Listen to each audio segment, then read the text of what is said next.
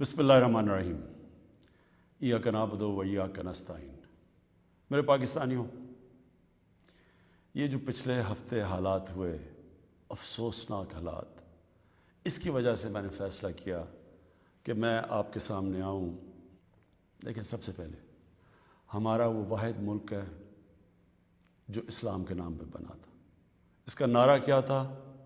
پاکستان کا مطلب کیا؟ لا الہ الا اللہ۔ اس ملک کے جو لوگ ہیں، اور میں سارا پاکستان پھرا ہوں، چاہے وہ گناہ گار ہوں، چاہے وہ اپنے دین پہ صحیح معنی پہ عمل کریں یا نہ کریں، لیکن ہمارے نبی صلی اللہ علیہ وآلہ وسلم لوگوں کے دلوں میں بستے ہیں۔ اس لیے جب بھی کہیں بھی دنیا میں ان کی شان میں کسی قسم کی گستاخی ہوتی ہے تو ہمیں یہ تکلیف ملتی ہے، لیکن کیونکہ میں دنیا پھرا ہوا ہوں، صرف ہمیں نہیں تکلیف ملتی، جو بھی جہاں بھی دنیا میں مسلمان بستا ہے ان سب کو تکلیف ہوتی ہے۔ اب پچھلے ہفتے اور یہ جو افسوسناک حالات ہوئے، ایک جماعت نے ایسے کہ ان کو شاید باقی پاکستانیوں سے زیادہ پیار ہے اپنے نبی سے۔ دیکھیں، وہ جو ٹی ایل پی کا جو مقصد ہے، جس کی وجہ سے وہ لوگ باہر نکال رہے ہیں، میں آپ کو یقین دلاتا ہوں کہ وہی میرا مقصد ہے، وہ میری گورنمنٹ کا مقصد ہے۔ ہم بھی انہی کی طرح چاہتے ہیں کہ دنیا میں کسی ملک میں ہمارے نبی کی شان میں گستاخی نہ ہو، صرف ہمارا طریقہ کار فرق ہے۔ ٹی ایل پی کا کیا طریقہ کار ہے اور میری گورنمنٹ اور میرا جب سے ہم آئے ہیں، ہم کیا کوششیں کر رہے ہیں کہ دنیا میں یہ گستاخی نہ کی جائے ان کی شان میں، وہ یہ ہے۔ ٹی ایل پی یہ کہہ رہی ہے کہ جو فرانس میں ہوا، فرانس کے ایمبیسڈر کو واپس بھیجا جائے، ان سے سارے رابطے ختم کر دیے جائیں۔ ہماری جو گورنمنٹ کا طریقہ کار ہے وہ میں ابھی آپ کو تفصیل سے بتاتا ہوں، لیکن مقصد ہم دونوں کا ایک ہی ہے۔ وہ بھی یہ چاہتے ہیں کہ کسی قسم کا کسی ملک میں کسی کی ضرورت نہ پڑے کہ ان کی بے حرمتی کی جائے، ہمارا بھی وہی مقصد ہے۔ تو میں آج ذرا طریقہ کار کے اوپر بات کرنا چاہتا ہوں۔ 1979 کے اندر، نہیں 1990 میں، غالباً 1990 کے ارد گرد سلمان رشدی نے ایک کتاب لکھی۔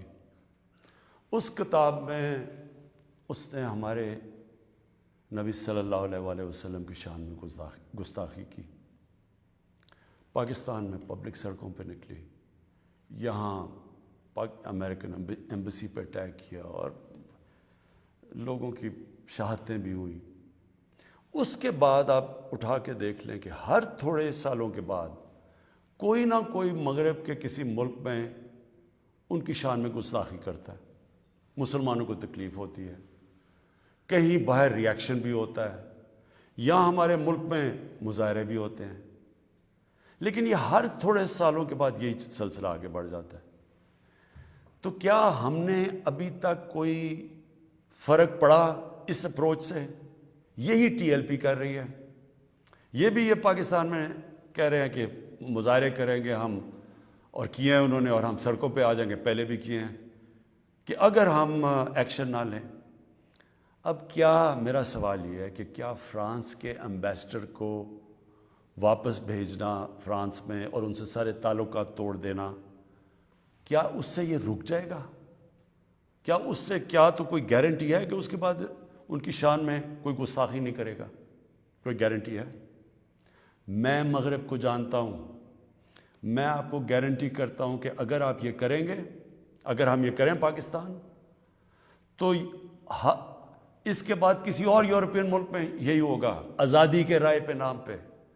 وہاں انہوں نے یہ ایک آزادی رائے کا ایشو بنایا ہوا ہے، اس کے نام پہ وہ کہیں گے اچھا آزادی رائے کی وجہ سے انہوں نے یہ کیا، ہم بھی یہ کر رہے ہیں، وہ بھی کوئی گستاخی کریں گے، کیا پھر اس کے ایمبیسڈر کو بھی ہم واپس بھیجیں گے؟ اور 50 مسلمان ملک ہیں، کوئی بھی اس طرح نہیں کر رہا, کوئی وہاں کہیں مظاہرے نہیں ہوئے, وہ بھی نہیں کہہ رہے کہ ایمبیسڈر کو واپس بھیجو. تو اس کا پہلے تو کوئی فرق نہیں پڑنا لگا فرانس کو. لیکن میں آپ کو یہ بتاؤں پاکستان کو کیا فرق پڑے گا. سب سے بڑا فرق یہ پڑے گا ہمارے ملک کو کہ بڑی مشکلوں سے ہماری معیشت اٹھ رہی ہے. بڑی دیر کے بعد پاکستان کے اندر انڈسٹری اوپر جا رہی ہے, لارج اسکیل انڈسٹری بڑی دیر کے بعد اٹھ رہی ہے, نوکریاں مل رہی ہیں لوگوں کو. ہمارے ملک میں دولت میں اضافہ ہو رہا ہے, ہماری ایکسپورٹس بڑھ رہی ہیں, ہمارا روپیہ مضبوط ہو رہا ہے. بڑی دیر کے بعد روپیہ مضبوط ہوتا جا رہا ہے. جب روپیہ اوپر جاتا ہے تو مثلا پیٹرول اور ڈیزل سستا کیا ہے, باہر کی جو چیزیں ہم منگواتے ہیں وہ سستی ہونی شروع ہو گئی ہیں. جب ہم فرانس کے ایمبیسڈر کو واپس بھیج کے تعلقات توڑیں گے ان سے, اس کا مطلب کہ یورپین یونین سے ہم تعلقات توڑیں گے. اس کا مطلب کیا کہ جو ہماری آدھی ٹیکسٹائل کی ایکسپورٹس ہیں وہ یورپین یونین میں جاتی ہیں, تو اس کا مطلب آدھی ہماری ٹیکسٹائل ایکسپورٹس وہیں ختم ہو گئی. اس کا مطلب بے روزگاری, فیکٹریاں بند ہو جائیں گی. اور اس کے آگے کیونکہ آدھی ہماری مین ایکسپورٹ ٹیکسٹائل ہے, جب ٹیکسٹائل آدھی رہ جائے گی ایکسپورٹ, ہمارے روپے کے اوپر پریشر پڑے گا, روپیہ گرے گا, مہنگائی بڑھے گی, غربت بڑھے گی. تو نقصان ہمیں ہوگا, فرانس کو کوئی نقصان نہیں ہونے لگا.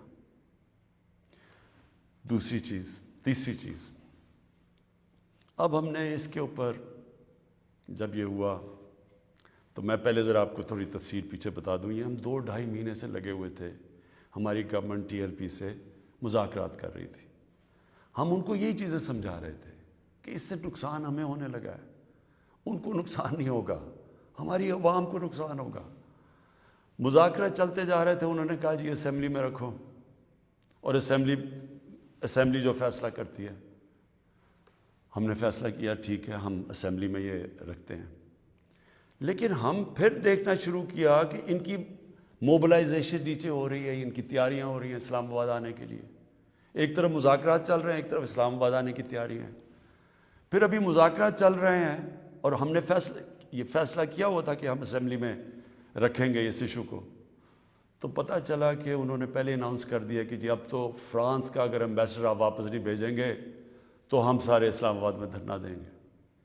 تو یہ اس کے بعد یہ ہماری بات چیت ٹوٹی. اس کے بعد پھر یہ اریسٹ ہوئے. اب میں صرف آپ کو بتانا چاہتا ہوں کہ اس سے اب تک ہوا کیا ہے ہمارے ملک میں. ذرا دیکھ لیں کہ ہم نے اپنے آپ کو کتنا نقصان پہنچایا. اب تک 40 پولیس کی گاڑیوں کو جلا دیا گیا, لوگوں کی پرائیویٹ پراپرٹی کے اوپر کئی لاکھوں کروڑوں روپے کا نقصان ہوا ہے. 4 پولیس والے شہید ہوئے ہیں, 800 سے زیادہ پولیس والے زخمی ہوئے ہیں.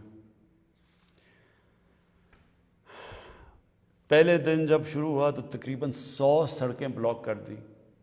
اس سے جو عوام کو نقصان ہوا, اس سے کئی جو آکسیجن کے سلنڈرز نہیں جا رہے تھے, بیچارے جو کرونا کے مریض ہیں, ان میں اموات ہوئی. اور پھر باہر سے کود پڑے لوگ, ہمارے پاکستان کے دشمن. ابھی تک ہم نے جو 4 لاکھ ٹویٹس کو انالائز کیا, ان میں سے 70% فیک اکاؤنٹ سے تھی. مثلا پروپیگنڈا, جس طرح یورپین یونین کی ڈس انفارمیشن لیب نے جب بتایا کہ ہندوستان کی کوئی 600 سائٹس ہیں, فیک سائٹس, میڈیا سائٹس, جس سے وہ فیک نیوز اور پروپیگنڈا کر رہے ہیں پاکستان کے خلاف. تو یہاں بھی ہمیں پتہ چلا کہ 380 ہندوستان کے انڈیا کے گروپ تھے جو کہ واٹس ایپ سے فیک نیوز چلا رہے تھے کہ سول وار ہو گئی پاکستان میں. ہماری پولیٹیکل پارٹیز, مجھے افسوس سے کہنا پڑتا ہے کہ وہی JUI جو فضل الرحمان کی پارٹی, وہ بھی بیچ میں شامل ہو گئی کہ کسی طرح گورنمنٹ کو ڈی سٹیبلائز کریں, ملک کو نقصان پہنچائیں. ساتھ وہ نون لیگ.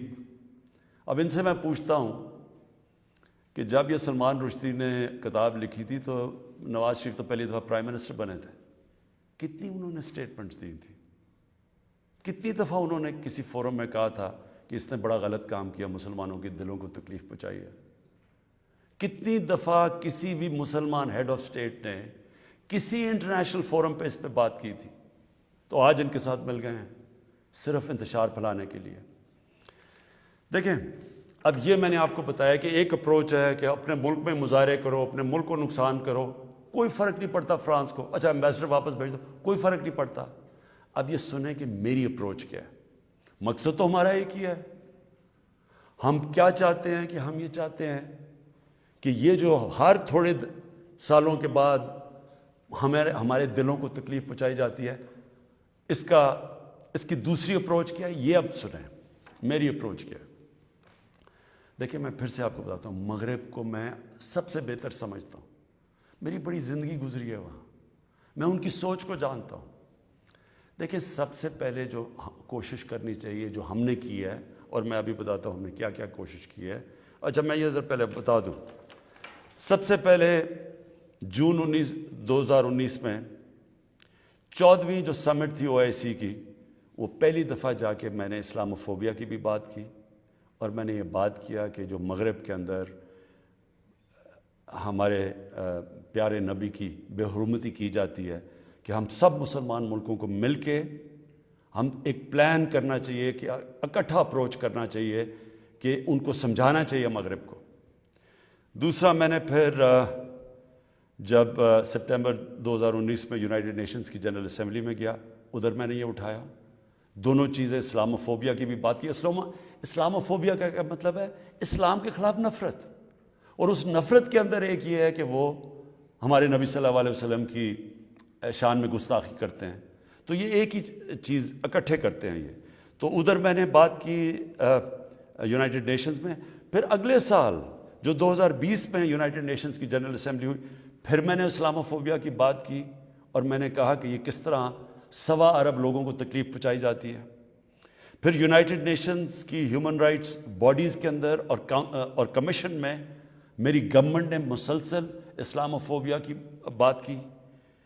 پھر میں نے فیس بک کا جو CEO ہے مارک زکربرگ، میں نے اس کو خط لکھا کہ کیسے فیس بک کو استعمال نہیں کرنا چاہیے اسلاموفوبیا کے لیے۔